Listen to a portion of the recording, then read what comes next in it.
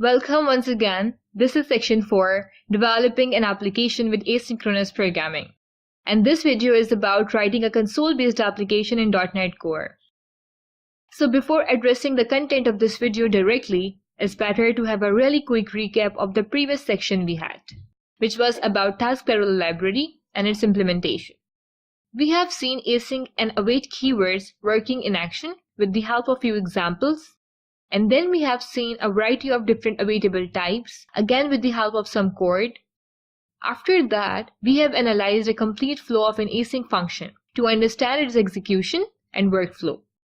At the end of this section, we have talked about context for execution and how it makes us less worried by managing a lot of internals like state machine, etc. Now for this video, we will talk about how we can use async and await keywords along with some other modifiers to work in collaboration in a C# console-based application.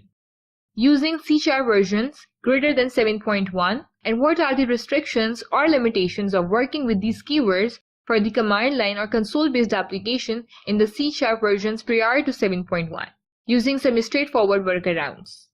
By doing all of this, we will have a better idea about few different ways of writing a console-based program using various asynchronous programming approaches. And then we will talk about task.whenAll and task.waitAll and the differences between them, when to use which and what not.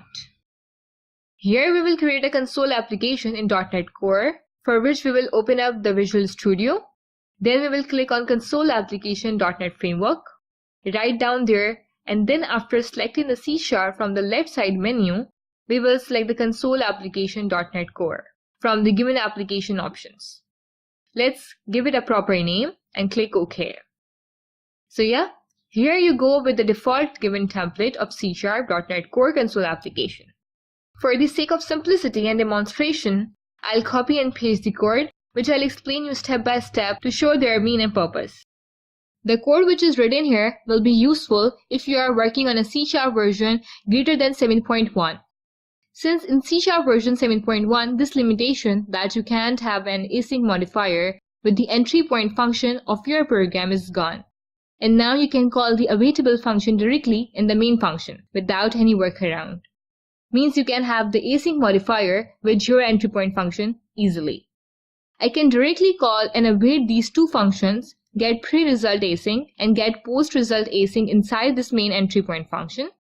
As you can see the result in console output over here as well. Because right away, by default, my compiler is set to support advanced version which is greater than 7.1. I'll go and change it to any previous version so I can explain what I was saying, that an entry point function can't be asynchronous.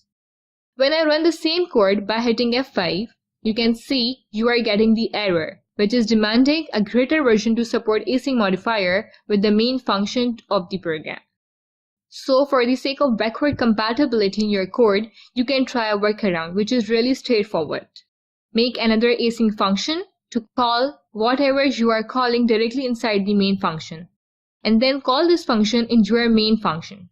This will give you exactly the same results. Let's see the output right over here. So at this point, I hope you better understand how to call the asynchronous function directly from the main function of your application, or for the backward compatibility, you have a workaround which will give you exactly the same results. Now move on and see what are the different types of functions to wait for the multiple tasks to finish their work. There are a lot many different keywords and methods provided by TPL to come up with the right solution of your problem. Similarly, we have two really important and frequently used methods, task.whenAll and task.waitAll. If you know the use cases of these two, then at the time of writing your own application, you can better decide which suits the requirement best. The task.waitAll makes the flow go in the synchronous way, since it blocks the current thread until all the tasks have completed their execution. So, in other words, it's a blocking call. The task.whenAll will create a task which will be completed only when all the wrapped tasks will be completed. In this way, you get a task which is incomplete in the first place, but will not block your thread and continue the execution. And you can wait using await keywords on the task that is returned. Apparently, They both work in the same way behind the scenes. The only difference is how they consume the resources. The wait all returns void and it's a blocking call. Whereas when all returns a task which will be waiting for all the other tasks to finish. So you can use wait all when you intend to go synchronous in your application, but if you want to leverage the asynchrony, you would use when all instead. Here we have again a very quick example to show how we can use task.whenAll, since we are more interested in the asynchronous version for writing multiple tasks and then continue afterwards. Right here, we have getAllWorkDone function, which is definitely an async function. Inside this, we are calling 3 more methods which can be awaited because of the fact that they are returning a task. After calling all the functions sequentially, we have used task.whenAll to wait for all the tasks to finish their execution. Since in this case, all the work items are independent and we are interested only when they all will be finished, no matter in what sequence. Hence, we have used task.whenAll to release the main thread while waiting for other tasks to finish asynchronously. So that was quite a lot for a kickstart for writing the console-based applications using task parallel library to achieve the asynchronous behavior in your application.